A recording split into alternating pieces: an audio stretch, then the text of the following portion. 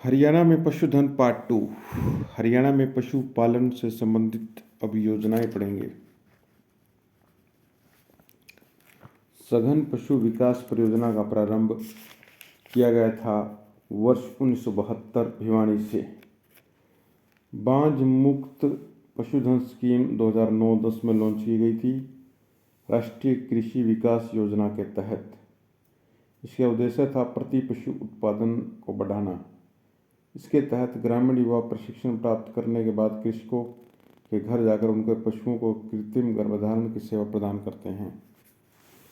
बांझ मुक्त पशुधन स्कीम NDRI द्वारा पशु पोषण नामक मोबाइल सेवा शुरू की गई है 2015 में। जोखिम प्रबंधन और पशु विकास योजना शुरू की गई है जुलाई 2018 में झज्जर से। जोखिम प्रबंधन एवं पशु बीमा योजना, पशुधन बीमा योजना की शुरुआत की गई है 2016 में। पूर्व में यह पशुधन एवं डेयरी मंत्री ओम प्रकाश धनखड़ के द्वारा शुरू की गई थी। स्वामीनाथन रिपोर्ट के आधार पर शुरू की गई है बहुतकनीकी संस्थान झज्जर से। पशुधन बीमा योजना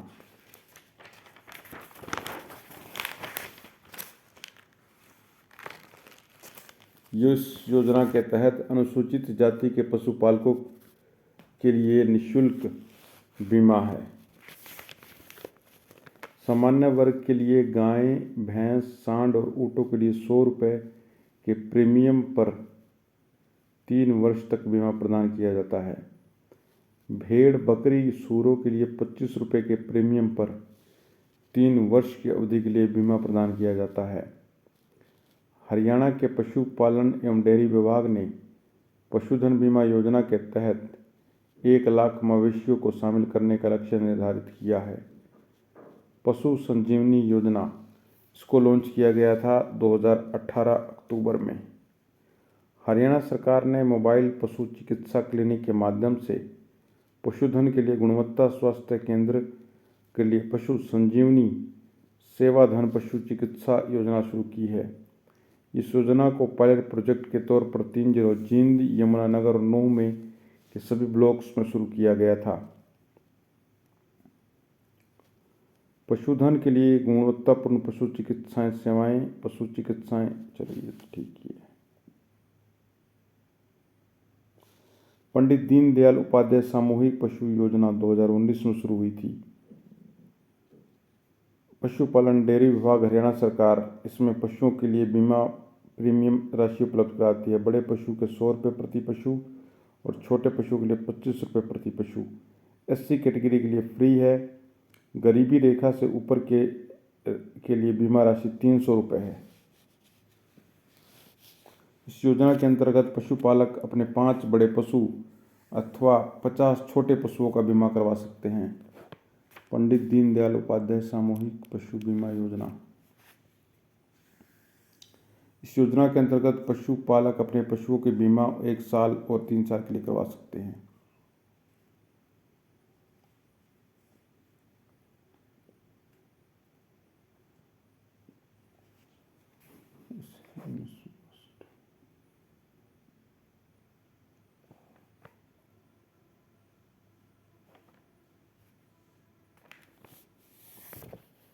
पशु संजीवनी योजना, पशु संजीवनी योजना को एक बार देख लेते हैं मुख्य विशेषताएं। पशुधन के लिए गुणवत्तापूर्ण पशु चिकित्सा सेवाएं और स्वास्थ्य देखभाल है। पशु चिकित्सा सेवाएं मोबाइल पशु चिकित्सा क्लिनिक के माध्यम से प्रदान की जाती है। 24/7 है। प्रत्येक मोबाइल वैन में 3 सदस्यीय टीम होगी। इस टीम में 1 पशु चिकित्सक, 1 पैरा वेटरनरी स्टाफ और 1 सहायक सहचालक शामिल होगा।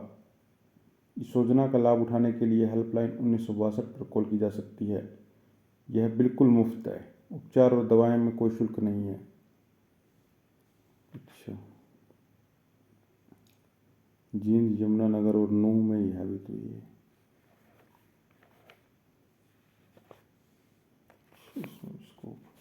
पशु किसान क्रेडिट योजना,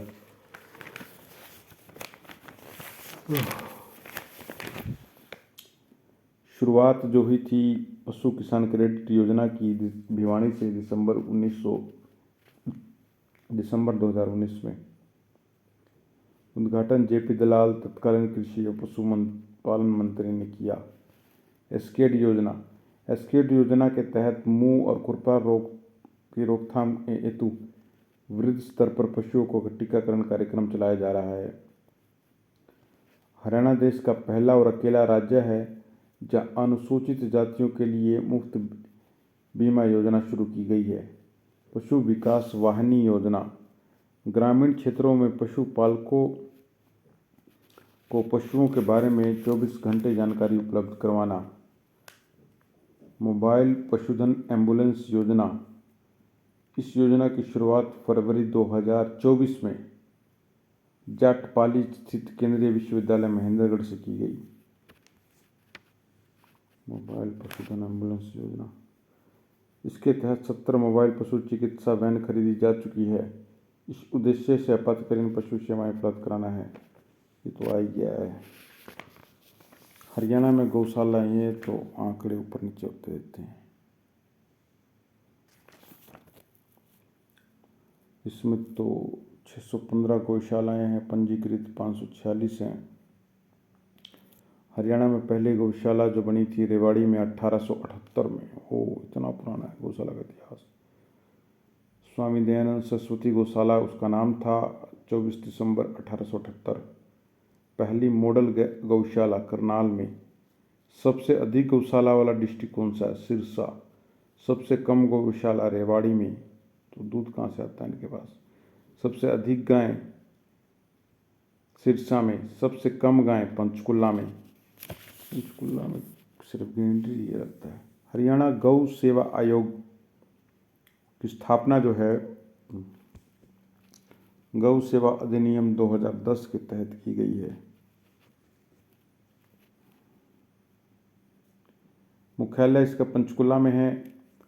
वर्तमान अध्यक्ष श्रवण कुमार गर्ग हैं जो सफीद जिंद के रहने वाले हैं।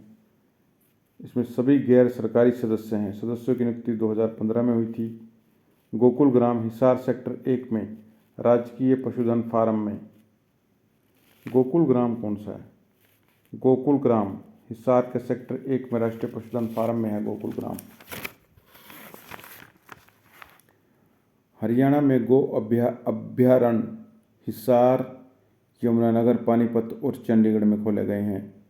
गो अभ्यारण्य वहाँ जहाँ कोई भय नहीं होता। हिसार, यमुनानगर, पानीपत और चंडीगढ़। राजकीय गो सदन मांडेवाल, यमुनानगर तथा हिसार में है। राजकीय गो सदन मांडेवाला। देसी गाय के लिए आधार कार्ड पहचान योजना 18 मार्च 2015 को लॉन्च की गई।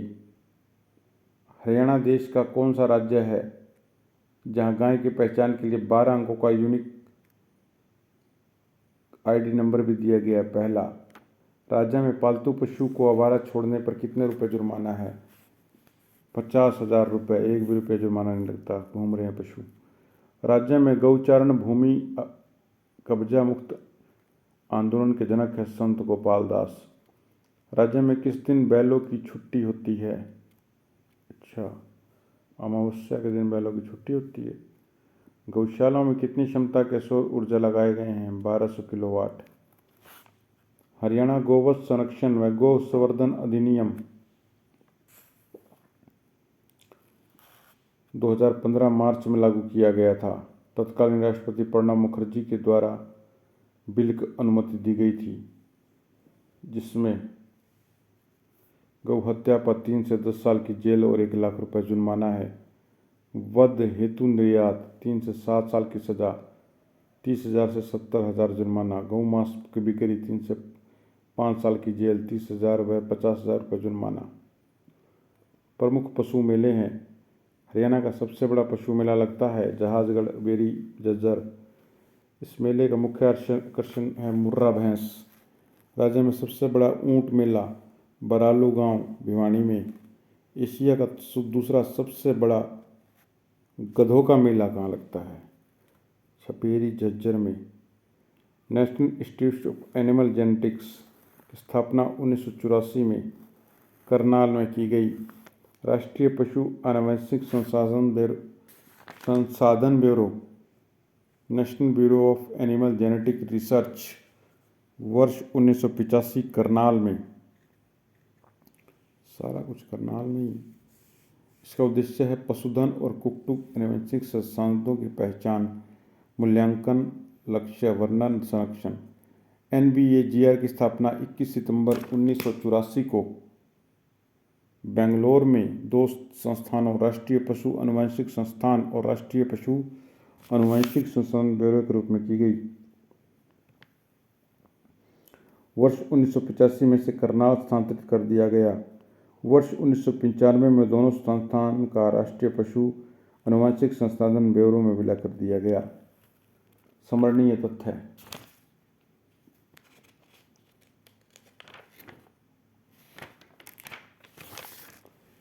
दुधारू पशुओं के लिए प्रतिदिन 14 किलोग्राम दूध की शर्त रखी गई है।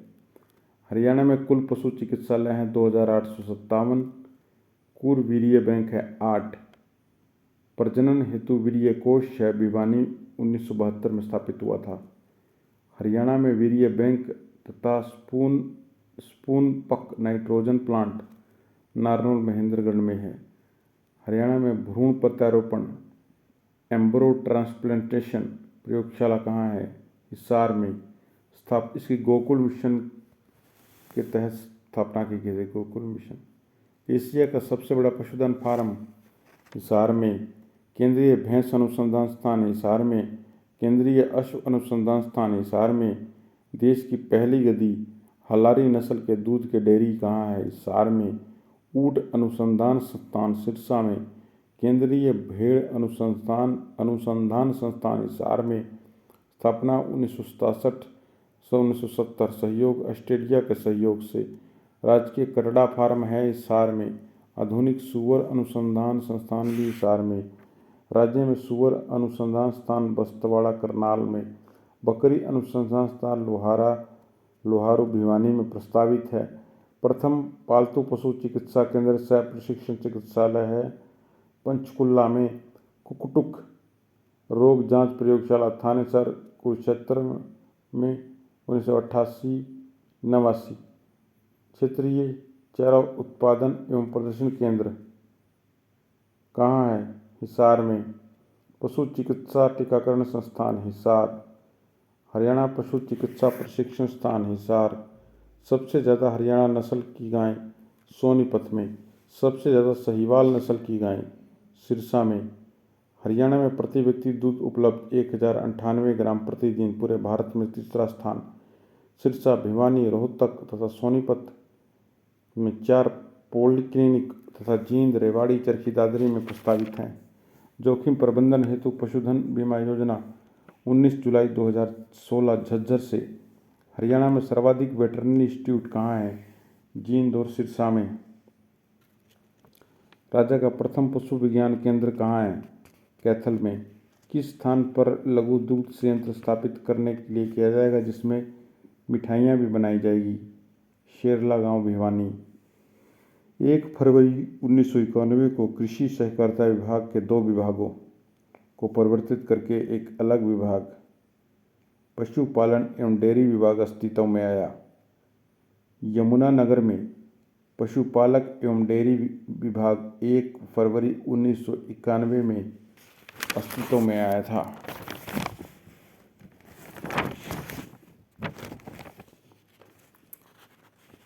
मत्स्य पालन हरियाणा।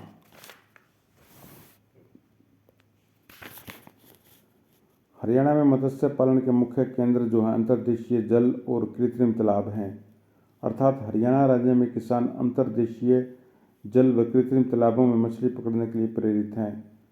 मत्स्य पालन को बढ़ावा देने के लिए राज्य में नदियां, नहरें और नालों, प्राकृतिक मानव निर्मित झीलों, जलाशय, सूक्ष्म जल योजना और जल संसाधन हैं। हरियाणा में देश में प्रति इकाई क्षेत्र में औसतन वार्षिक मछली उत्पादन में दूसरे नंबर पर है। 1966-67 में 1.5 लाख मत्स्य बीजों के भंडारण से केवल 58 हेक्टेयर तालाब का पानी क्षेत्र मछली पानी के अधीन था। कुल वार्षिक मछली उत्पादन केवल 600 टन था। इसे मत्स्य पालन के तहत 19,100 हेक्टेयर क्षेत्र में कवर करके बढ़ाया गया है। प्रति हेक्टेयर 2900 किलोग्राम के राष्ट्रीय औसत के मुकाबले राज्य में औसत वार्षिक मछली उत्पादन 7,000 किलोग्राम है।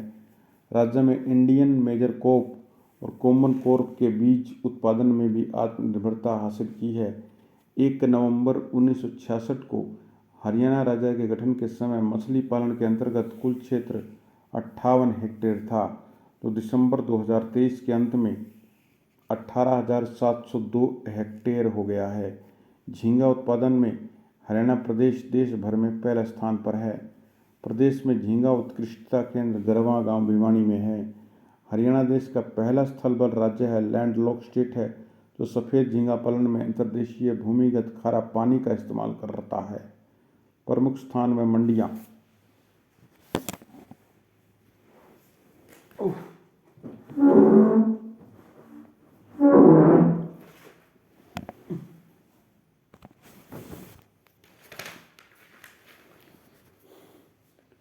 मत्स्य अनुसंधान एवं प्रशिक्षण संस्थान जो है वो हिसार में है। हिसार में स्थित aquaculture research and training institute ARTI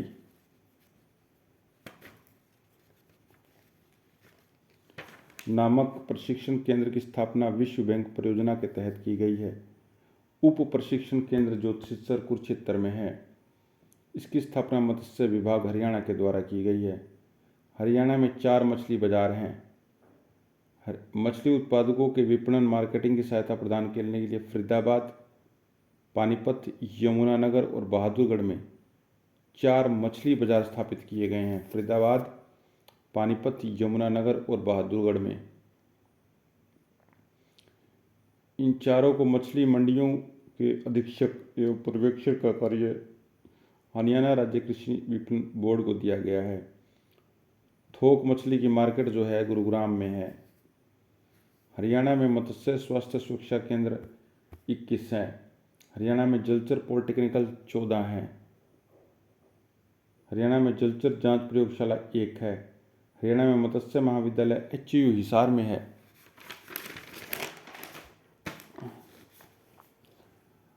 मत्स्य पालन झींगा उत्पादन में हरियाणा का स्थान प्रथम है। राजकीय मत्स्य बीज फार्म सैदपुरा करनाल में है।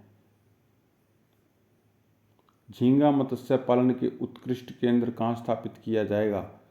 गरवा भिवानी में। सजावटी मछली हैचरी झज्जर। यह उत्तर भारत की पहली हाईटेक और आधुनिक सजावटी मछली हैचरी है। देश में अपनी तरह की पहली परियोजना है। 13.68 करोड़ रुपए रखे गए हैं। तत्कालीन केंद्रीय कृषि मंत्री राधा मोहन सिंह व तत्कालीन हरियाणा कृषि के और मत्स्य मंत्री ओम प्रकाश धनखड़ ने इसकी आधारशिला रखी थी। 5 दिसंबर 2017 को झज्जर जिले के तलाव गांव में। महत्वपूर्ण समन्वय स्थित है। भारतीय कृषि अनुसंधान संस्थान के द्वारा मछली पालन में हरियाणा राज्य को बीमारी मुक्त राज्य घोषित किया गया है। झज्जर जिले और चरखी दादरी जिले में लगभग 1600 एकड़ भूमि में मत्स्य पालन के विकसित करने के लिए फैसला किया गया है। राज्य में 80% ग्रामीण तालाब मछली पालन के लिए उपलब्ध हैं। इन तालाबों को मछली पालन के लिए पट्टा देकर ग्राम पंचायतें प्रति वर्ष 125 करोड़ रुपए की कमाई कर रही हैं। इसके अलावा 2500 से अधिक तालाब मछली किसानों के द्वारा निजी भूमि पर तैयार करवाए गए हैं। प्रति वर्ष राज्य स्तर पर एक मछली किसान दिवस मनाया जाता है और सभी जिलों के मछली किसानों को भागीदारी सुनिश्चित की जाती है। मत्स्य विभाग में रीरा क्यूट्री एक्वाकल्चर सिस्टम के 16 इकाइयाँ स्थापित करेगा और प्रत्येक इकाई पर 50% सब्सिडी देगा। यह 40 टन मछली प्रति एकड़ का उत्पादन करेगा। इसके राज्य में मछली उत्पादन और मछली उत्पादकता में वृद्धि होगी और मछली किसानों की आय को दुगनी कर देगी। तो ये थे पशुपालन का पार्ट कंप्लीट।